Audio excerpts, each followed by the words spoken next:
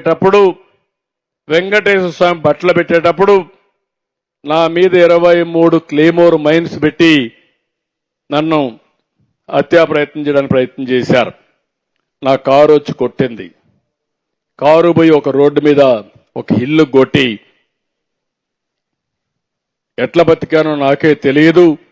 సాక్షాత్తు వెంకటేశ్వర స్వామి దిగొచ్చి నువ్వు చనిపోతే నాకు అపవాదం వస్తుందనే ఉద్దేశంతో నన్ను బతికిచ్చాడేవో కానీ నాకు తెలియదు.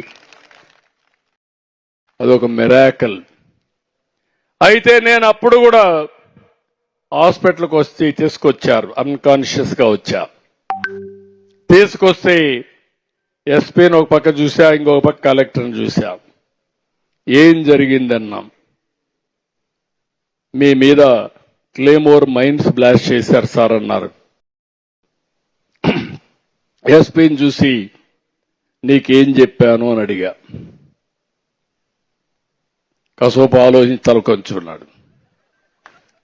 ఎవరైనా కానీ ఇలాంటి దుర్మార్గం చేస్తే నేను మీకు చెప్పింది విఐపిని వేరే వాళ్ళు ప్రొటెక్ట్ చేస్తారు, చేసిన వాడిని పట్టుకునే బాధ్యత మీది.